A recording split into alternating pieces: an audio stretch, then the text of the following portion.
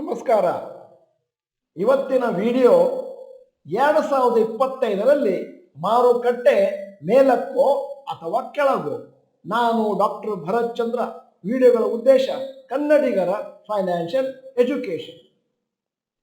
FIIಗಳು ಒಂದು U turn ತಗೊಂಡಿದ್ದಾವೆ December ತಿಂಗಳಲ್ಲಿ.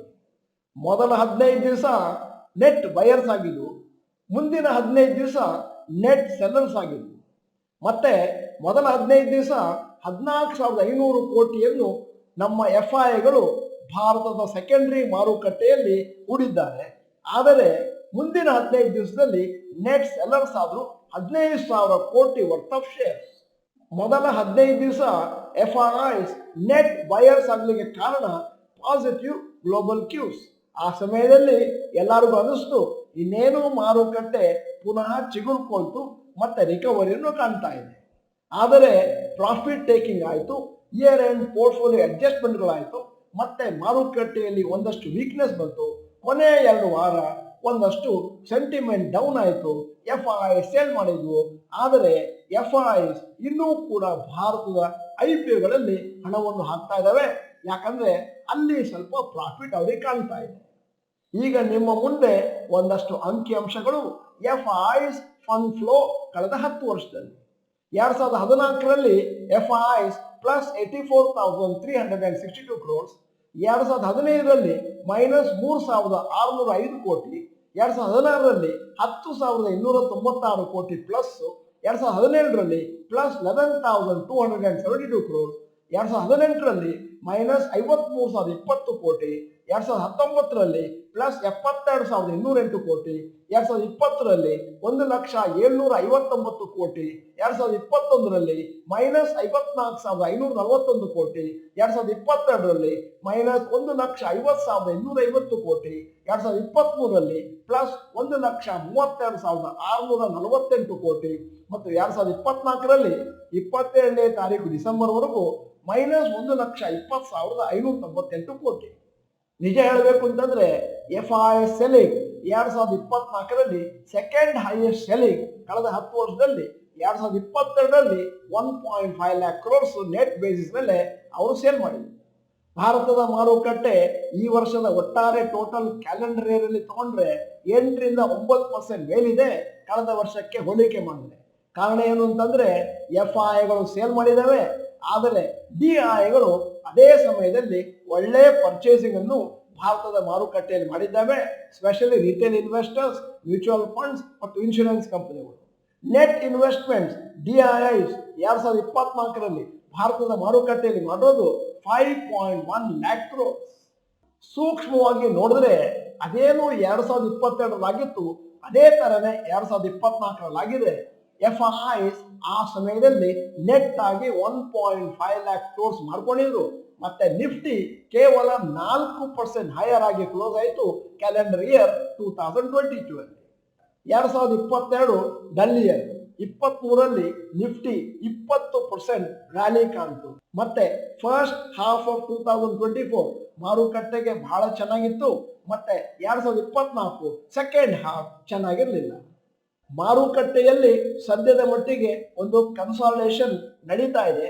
ಈ ಕನ್ಸಾಲಿಡೇಷನ್ ಮುಗಿದ ಮೇಲೆ ಮುಂದಿನ ವರ್ಷ ಏನಾದರೂ ಮಾರುಕಟ್ಟೆ ಮತ್ತೆ ಹೈಯರ್ ಲೆವೆಲ್ಗೆ ಹೋಗುತ್ತಾ ಅಂತ ಕಾದ್ ನೋಡಬೇಕು. ಅನಲಿಸ್ಟ್ಗಳ ಎಕ್ಸ್ಪೆಕ್ಟೇಷನ್ ಏನು ಅಂತಂದ್ರೆ 2025 ಫಸ್ಟ್ ಹಾಫ್ ಒಂದಷ್ಟು ಡಲ್ ಇರುತ್ತೆ, ಮತ್ತೆ ಸೆಕೆಂಡ್ ಹಾಫ್ ನಲ್ಲಿ ಒಂದಷ್ಟು ರಿಕವರಿ ಮತ್ತು ರ್ಯಾಲಿಯನ್ನು ಕಾಣಬಹುದು. Interest rate cut US federal reserve ನಿರೀಕ್ಷೆ ಇರುವಂತಹದ್ದು ಮಿಡ್ ಆಫ್ 2025. ಆ ಸಮಯದಲ್ಲಿ ಅನಲಿಸ್ಟ್ಗಳು ಎಕ್ಸ್ಪೆಕ್ಟ್ ಮಾಡ್ತಾರೆ FIIಗಳು ಭಾರತದ ಮಾರುಕಟ್ಟೆಯಲ್ಲಿ ಹಣವನ್ನು ಹೂಡಲಿಕ್ಕೆ ಪ್ರಾರಂಭ ಮಾಡಬಹುದು. ಮತ್ತೆ ನಿರೀಕ್ಷೆ ಏನು ಅಂತಂದ್ರೆ 2025ರಲ್ಲಿ FIIs ಮತ್ತೊಮ್ಮೆ ನೆಟ್ ಬಯರ್ಸ್ ಆಗ್ಬೋದು ಭಾರತದ ಮಾರುಕಟ್ಟೆಯಲ್ಲಿ. ಅಲ್ಲಿವರೆಗೆ ಭಾರತದ ಮಾರುಕಟ್ಟೆಯಲ್ಲಿ ಒಂದಷ್ಟು ಕನ್ಸಾಲಿಡೇಷನ್, ಸೈಡ್ ವೇಸ್ ಮೂವ್ಮೆಂಟ್ ಇಲ್ಲ ಸ್ಲೈಟ್ಲಿ ವೀಕ್ ಟ್ರೇಡಿಂಗ್ ಅನ್ನು ನೋಡಬಹುದು. ಭಾರತದ ಮಾರುಕಟ್ಟೆಯಲ್ಲಿ ಈ ರೀತಿಯ ಸನ್ನಿವೇಶ ಇರುವುದರಿಂದಾಗಿ 2025ರಲ್ಲಿ ಇನ್ನು ಕೆಲವು ತಿಂಗಳ ಕಾಲ ನಾವು ಏನು ನಿರೀಕ್ಷೆಯನ್ನು ಇಟ್ಕೊಳ್ಳೋದು ತಪ್ಪಾಗುತ್ತೆ. ಮತ್ತೆ ಇದೀಗ ದೀರ್ಘಾವಧಿ ಹೂಡಿಕೆದಾರರಿಗೆ ಒಂದಷ್ಟು ಷೇರುಗಳನ್ನು ಅಕ್ಯುಮುಲೇಟ್ ಮಾಡಲಿಕ್ಕೆ ಸರಿಯಾದಂತಹ ಸಮಯ. ನಮಗೆ ನಮ್ಮ ಇಮೇಲ್ ಮತ್ತು ಕಮೆಂಟ್ ಬಾಕ್ಸ್ಗಳಲ್ಲಿ ಬಹಳಷ್ಟು ಮೆಸೇಜಸ್ ಬರ್ತಾ ಇದ್ದಾವೆ ಹೂಡಿಕೆದಾರರಿಂದ, ಡಾಕ್ಟರ್ ಭರತ್ ಚಂದ್ರ ಗ್ರಾಜುಯೇಟ್ಸ್ ಇಂದ, ಚಾನಲ್ ಮೆಂಬರ್ಸ್ ಇಂದ. ನಾವು ಷೇರು ಮಾರುಕಟ್ಟೆಯಲ್ಲಿ ಹಣವನ್ನು ಹೂಡಿ 30-50% ಪರ್ ಆನಮ್ ರಿಟರ್ನ್ಸ್ ಅನ್ನು ಪಡೆಯಬೇಕು ಅಂತ ನಿರೀಕ್ಷೆಯಲ್ಲಿದ್ದೇವೆ. ಈ ರೀತಿಯ ಒಂದು ರಿಟರ್ನ್ಸ್ ಅದೇನು 30-50% ಅಂತ ಹೇಳ್ತಾ ಇದ್ರಿ, ಇದು ಬಹಳ ಜಾಸ್ತಿ ಆಯ್ತು. ತುಂಬಾ ಜನಕ್ಕೆ ಒಂದು ತರದ ಗ್ರೀಡು, ಮತ್ತೆ ಇನ್ನೂ ಒಂದಷ್ಟು ಜನ ಈ ಯೂಟ್ಯೂಬರ್ಸ್ ಮಾಡುವಂತಹ ವಿಡಿಯೋಗಳನ್ನು ನೋಡ್ತಾರೆ, ವಾರಕ್ಕೆ 3-4% ಪ್ರಾಫಿಟ್ ಅನ್ನು ತೆಗೆಯಬಹುದು ಅನ್ನುವಂತ ಒಂದು ನಿರೀಕ್ಷೆಯಿಂದ ಮಾರುಕಟ್ಟೆಗೆ ಹಣವನ್ನು ಹಾಕ್ತಾರೆ. ನನಗೆ ಷೇರು ಮಾರುಕಟ್ಟೆಯಿಂದ ಲಾಭ ಆಗಬೇಕು ಅಂತ ಆಸೆ ಇರಬೇಕು, ದುರಾಸೆ ಇರಬಾರದು. ಬಹಳಷ್ಟು ಹೂಡಿಕೆದಾರರು ಈ ದುರಾಸೆಯಲ್ಲಿದ್ದಾರೆ. ಕಳೆದ 4-5 ವರ್ಷದಲ್ಲಿ ಷೇರು ಮಾರುಕಟ್ಟೆ ಬಗೆಗೆ ಬೇಕಾದಷ್ಟು ಅವೇರ್ನೆಸ್ ಬಂದಿದೆ. ಬಹಳಷ್ಟು ಹೊಸ ಹೂಡಿಕೆದಾರರು ಮಾರುಕಟ್ಟೆಗೆ ಲಗ್ಗೆ ಹಾಕಿದ್ದಾರೆ.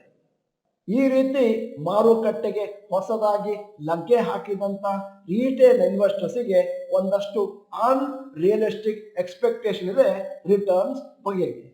ಇತ್ತೀಚಿನ ದಿನಗಳಲ್ಲಿ ಮಾರುಕಟ್ಟೆಗೆ ಪಾದಾರ್ಪಣೆ ಮಾಡಿದವರೆಲ್ಲರಿಗೂ ಒಂದೇ ಒಂದು ಆಸೆ, ಆದಷ್ಟು ಫಾಸ್ಟ್ ಆಗಿ ಕ್ವಿಕ್ ಆಗಿ ಹಣವನ್ನು ಮಾಡಬೇಕು.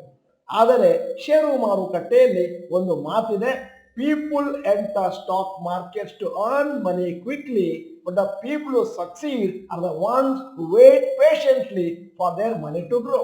ಅಂತಂದ್ರೆ ಯಾರು ಅರ್ಜೆಂಟ್ ಆಗಿ ದುಡ್ಡು ಮಾಡಬೇಕು ಅಂತ ಮಾರುಕಟ್ಟೆಗೆ ಬರ್ತಾರೆ ಅವ್ರು ಹಣವನ್ನು ಕಳ್ಕೊತಾರೆ. ಮತ್ತೆ ಮಾರುಕಟ್ಟೆಯಲ್ಲಿ ಯಾರು ತಾಳ್ಮೆಯಿಂದ ವರ್ಷಾನುಗಟ್ಟಲೆ ಕಾಯ್ತಾರೆ ಅವರಿಗೆ ದೊಡ್ಡ ಪ್ರಮಾಣದಲ್ಲಿ ಹಣ ಒದಗಿ ಬರುತ್ತೆ. ಮಾರುಕಟ್ಟೆಯಲ್ಲಿ ಕ್ವಿಕ್ ಆಗಿ ಹಣವನ್ನು ಮಾಡಿದವರ ಪರ್ಸೆಂಟೇಜ್ ತಗೊಂಡ್ರೆ ಬಹುಶಃ 4-5% ಮಾತ್ರ ಇರ್ಬೋದು. ಅದು ಕೂಡ ಇನ್ಸ್ಟಿಟ್ಯೂಷನಲ್ ಇನ್ವೆಸ್ಟರ್ಸ್, ರಿಟೇಲ್ ಇನ್ವೆಸ್ಟರ್ಸ್ ಅಲ್ಲ. ಹೆಚ್ಚಿನವರು ತಮ್ಮ ಹಣವನ್ನು ಮಾರುಕಟ್ಟೆಯಲ್ಲಿ ಕಳ್ಕೊತಾರೆ. ಅದಕ್ಕೋಸ್ಕರ ವಾರೆನ್ ಬಫೆಟ್ ಅವರು ಇನ್ನೊಂದು ಮಾತು ಹೇಳಿದ್ದಾರೆ, stock market is a device for transferring money to impatient to the patient. ಬಹುಶಃ ಇವತ್ತಿನ ವಿಡಿಯೋನ ಎಲ್ಲರೂ ಕೂಡ ಕನಿಷ್ಠ ಪಕ್ಷ 3 ಸತಿನಾದರೂ ನೋಡಬೇಕು ಅನ್ನುವಂಥದ್ದು ನನ್ನ ಉದ್ದೇಶ. ಪ್ರತಿಯೊಬ್ಬ ಹೂಡಿಕೆದಾರನು ಯೋಚನೆ ಮಾಡಬೇಕು, ನಾನು ಮೆಚೂರ್ಡ್ ಇನ್ವೆಸ್ಟರ್ ಆಗಿ ಷೇರು ಮಾರುಕಟ್ಟೆ ಹೇಗೆ ಕೆಲಸ ಮಾಡುತ್ತೆ ಅಂತ ತಿಳ್ಕೊಂಡು ಹಣವನ್ನು ಪಡಿತೇನೆ, ಅರ್ಜೆಂಟ್ ಆಗಿ ನನ್ನ ಹಣವನ್ನು ಹಾಕಿ ಕಳ್ಕೊಳ್ಳೋದಿಲ್ಲ. ನಾವು ಕಳೆದ 25 ವರ್ಷದಿಂದ ಈ ಕಾರ್ಯಾಗಾರಗಳನ್ನು ನಡೆಸ್ತಾ ಬರ್ತಾ ಇರೋದ್ರಿಂದ ಮತ್ತು ಹೆಚ್ಚಿನ ಸಂಖ್ಯೆಯಲ್ಲಿ ಹೂಡಿಕೆದಾರರನ್ನು ನೋಡಿದ್ದರಿಂದ ಒಂದು ವಿಷಯ ಹೇಳ್ತೇನೆ, ಹೆಚ್ಚಿನವರು ಹಣವನ್ನು ಕಳೆದುಕೊಂಡ ಮೇಲೆ ಪಾಠವನ್ನು ಕಲಿತಾರೆ. ಅದೇ ಬುದ್ಧಿವಂತರು ಬೇರೆಯವರನ್ನು ನೋಡಿ ಅವರ ಪಾಠದಲ್ಲಿ ತಮ್ಮ ಪಾಠವನ್ನು ಕಲಿತಾರೆ. ವಿಡಿಯೋದ ಕೊನೆಯಲ್ಲಿ ಇವತ್ತಿನ ವಿಡಿಯೋಗೆ ಸಂಬಂಧಪಟ್ಟ ಹಾಗೆ ಒಂದು ಪ್ರಶ್ನೆ ಕೇಳ್ತಾ ಇದ್ದೇನೆ. ನೀವೇನಾದರೂ FNO ಇಂಟ್ರಾ ಟ್ರೇಡಿಂಗ್ ಅನ್ನ ಟ್ರೈ ಮಾಡಿ ಅದರಲ್ಲಿ ಪ್ರಾಫಿಟ್ ಇಲ್ಲ ಅಂತ ಅರ್ಥ ಮಾಡ್ಕೊಂಡಿದ್ದೀರಾ? ಎಸ್ ಅಥವಾ ನೋ ಅಂತ ಟೈಪ್ ಮಾಡಿ. ನೀವು ಡಾಕ್ಟರ್ ಭರತ್ ಚಂದ್ರ ಇನ್ಸ್ಟಿಟ್ಯೂಟ್ ಕನ್ನಡ ಚಾನೆಲ್ ಮೆಂಬರ್ ಅಂತಂದ್ರೆ ಇದೀಗ ಸಮಯ. ಸಬ್ಸ್ಕ್ರಿಪ್ಷನ್ ಬಟನ್, ಬೆಲ್ ಐಕಾನ್ ಒತ್ತಿ. ವಿಡಿಯೋ ಚೆನ್ನಾಗಿದ್ರೆ ಲೈಕ್ ಬಟನ್ ಒತ್ತೋದನ್ನು ಮರಿಬೇಡಿ. ವಿಡಿಯೋನ ನಿಮ್ಮ ಎಲ್ಲಾ ಸ್ನೇಹಿತರಿಗೂ ಫಾರ್ವರ್ಡ್ ಮಾಡಿ. ವಿಡಿಯೋನ ಸಂಪೂರ್ಣವಾಗಿ ನೋಡಿದ್ದಕ್ಕೆ ಧನ್ಯವಾದಗಳು. ನಮಸ್ಕಾರ.